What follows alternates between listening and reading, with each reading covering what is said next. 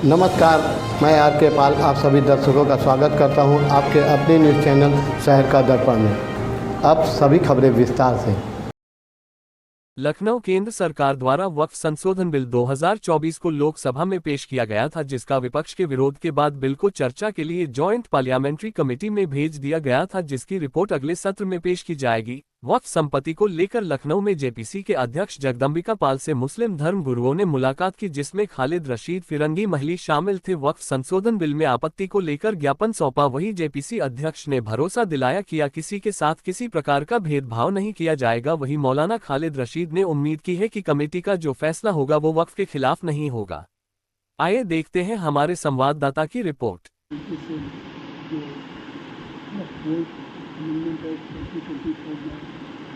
तैयार किया है सारे जिसका प्रतिवेदन भी दिया है प्रतिवेदन को अपनी जेपीसी के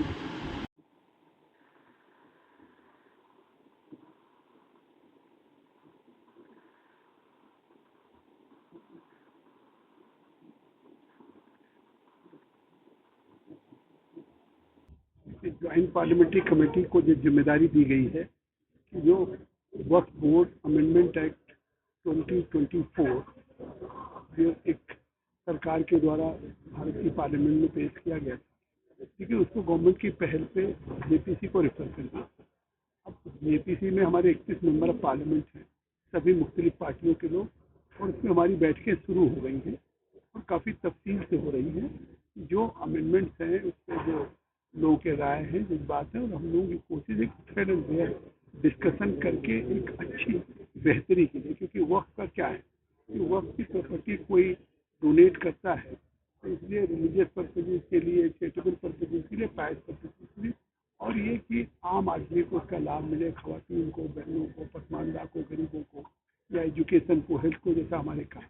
मैं खासतौर से मैं शुक्रगुजार हूँ अपने लखनऊ में आज यहाँ पे उलमाए इस्लाम से मिलने का, जिसमें मौलाना खालिद फिरंगी साहब ने हमें मौका दिया, और मुझे लगता है कि सब इस्लामिक स्कॉलर्स हैं और लोगों की तरफ से एक मुझे प्रतिवेदन भी दिया गया है इस वक्फ अमेंडमेंट एक्ट 2024 पे। तो मैं इस प्रतिवेदन को अपनी कमेटी के सामने भी रखूँगा और जो बातें हैं उसको वहाँ पर डिस्कस हम करेंगे तफसील में, और मैं मदऊ भी करूँगा कि हमारी उस कमेटी के सामने जो हमारी जॉइंट पार्लियामेंट्री कमेटी है, ये लखनऊ में बड़ा है, ये इस्लामिक सेंटर जहाँ मैं आज आया हूँ और जहाँ प्रदेश की इस मरकज़ राजधानी में यहाँ पे इस्लामिक मदरसे से हमारी नुमाइंदगी थी, ऐसी बसवी साहब थे, मौलाना बहुत ही स्कॉलर लोग थे। तो यहाँ पे महात्मा गांधी आया करते थे,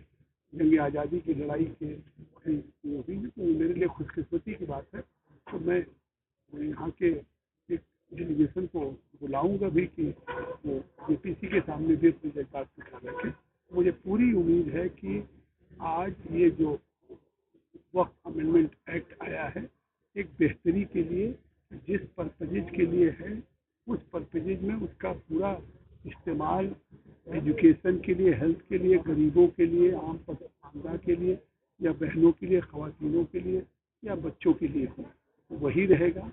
और इसमें कोई ये नहीं है कि वक्त की प्रॉपर्टी कहीं सरकार लेगी या कहीं कोई और लेगा। बिल्कुल वक्त की प्रॉपर्टी वक्त ही रहेगी, उसको और बेहतर एडमिनिस्ट्रेट करने के लिए ये कानून बनाया जाए। सर, अभी आप parliamentary committee on Waqf amendment bill के चेयरमैन जनाब जगदम्बिका पाल साहब Islamic centre of India Lucknow तशरीफ़ लाए, और इनके सामने उलमाए कराम ने भी और वकीलों ने भी अपनी बातें इस अमेंडमेंट के सिलसिले में रखी हैं, और उनको एक डिटेल मेमोरेंडम भी दिया गया है।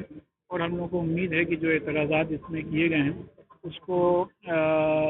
उसको देखा जाएगा, समझा जाएगा, और कोई भी ऐसा अमेंडमेंट नहीं किया जाएगा जिससे कि वक्त को किसी किस्म का कोई खतरा पहुंचने का खतरा हो। जेपीसी के चेयरमैन साहब आए, क्या कुछ कराई है, क्योंकि बहुत सारे ऐसे अमेंडमेंट थे जिस पर मजहबी रहनुमाओं का बहुत सख्त है। जैसे जेपीसी के चेयरमैन साहब ने हम लोग को ये इत्मीनान दिलाया है कि जो भी अपने मुल्क में डेमोक्रेटिक एक प्रोसेस है उसी के तहत बातचीत के ज़रिए से मसाइल को हल किया जाएगा। अभी आपने देखा वो यहाँ इस्लामिक सेंटर ऑफ इंडिया फिरंगी महल लखनऊ तशरीफ़ लाए और उलमा इकराम के साथ और वकीलों के साथ, सोशल वर्कर्स के साथ उनकी मीटिंग हुई और हम सब लोगों ने उनके सामने डिटेल में अपनी बातें रखी और राइटिंग मेमोरेंडम भी दिया है और उन्होंने इस बात की यकीन दहानी कराई है कि ये पॉइंट्स ऑफ मेमोरेंडम वो JPC के सामने भी रखेंगे और कोई ऐसा फैसला नहीं होगा जो कि औकाफ के खिलाफ है। मत होइए कंफ्यूज, देखते रहिए शहर का दर्पण न्यूज़, क्योंकि खबरों की नब्ज पहचानते हैं हम। फिर अगले बुलेटिन में मुलाकात होगी, तब तक के लिए नमस्कार।